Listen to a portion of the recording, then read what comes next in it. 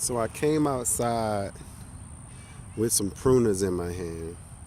And I was just coming to get one or two little branches off these small apple trees. But I've been kind of going to town on them. Not knowing if I could save these for scion wood. I'm not an apple person, but I wanted to plant a variety of different types of fruits. So what I came out and I was looking for is the only thing I know to look for, as it has to, or rather, as it has to do with apple trees and pear trees, and they tell us is you look for crossing branches. It looks like they're crossing from this side, but if you come on this side, you'll see that open canopy look. You see how it looks like a hand that's opening up. Not saying that this is perfect, but from a standpoint of a home garden, I would say that this is good enough. And I've tried to, you can see when I planted this, I actually cut it right here. So this is where it's growing from. Now I know I'm supposed to come down here and take these, what they call suckers, out, but I'm gonna leave them for the research, right? Everything for the research. I'm gonna leave them because I don't really want this tree to grow huge. So sometimes they say the sucker slows down your growth on your tree. So I'm gonna see first off, is that the same variety of tree? And if not, I can always cut it back. But for right now, it's not harming me. I don't know if we even get cold enough to even get a real crop of apples. But it's good to have variety on your place. But what I did here was the same thing. I just went and made sure, as of right now, that none of those branches are crossing one another, as opposed to rubbing on each other. I'll show you another one that I do have, and I actually have done every one out here on this little, I call it my little baby orchard. I've actually went out, and I don't know if these are too young to prune, but I'm doing it anyway, because once the leaves and stuff start growing on them, they'll really be a little bushy. So right here, I'm going to show you perfect example. If you can see it from this side, you see this branch here, how it's so much crossing that let me move these pruners. All right, it's so much crossing that you can see it's actually rubbing on that particular branch. All right, so from what I've been reading and what I've been watching on YouTube is you don't want the branches that are actually going inside like these here. You see this one, how it's curving, going inside.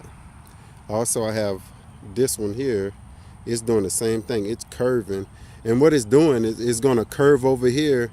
And next season, it's going to be rubbing on this branch.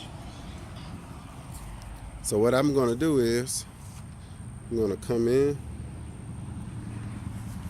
You can see that. Take that one off. I'll pick them up later, because I'm going to do some more research to see if I can start a little grafting early. So I'm going to take those out since they don't want to fall. Okay, that one fell. Here, right in my face, see this one here is crossing. Right there, I'm going to take that one out. They say you want to open up that canopy, open it up. I have another one in here. This one is crossing. Take that one off.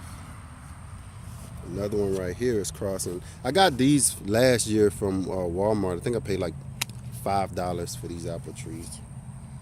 And they're really nice. So you can see now, you can kind of make a judgment call. They're starting to get bigger. I think I want to take this one out because this one is actually crossing this branch. This branch isn't actually crossing this branch.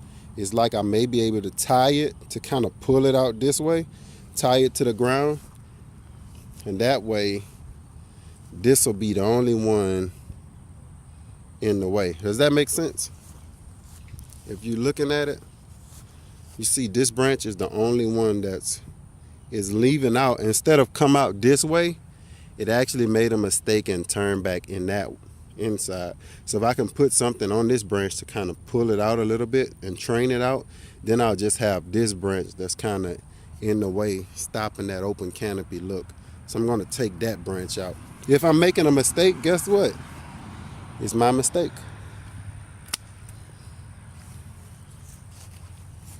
I'm steady looking at what can I do? What can I do to make this a better tree? But I think I don't want to take this one out. I want to get something and tie it and pull it. That way now you see how it has that open hand, open canopy type feel and look. And I can take this bigger one. I'm sure these smaller ones, I can leave them down there. But this bigger one, might be able to make that into a scion for something. So I watched, let's say like I watched Country Living on the Shoestring. I seen Miss Danny at Danny Happy Farms, Louisiana, or Happy Farms, LA. And I think it's Louisiana though. And wow, she went crazy pruning her trees. She's been pruning for a while, for a few months, I would say. I've been watching her off and on. She put out a few videos of pruning, and I don't have that many mature trees. The one that I have, I think I need a chainsaw to prune that thing. But these smaller ones, I'm glad I planted these, so I can't put it on somebody else for not keeping them right or not keeping them pruned. God kind of let me plant my own trees, so I get to prune them and shape them the way I want them to be. So that's a beautiful thing.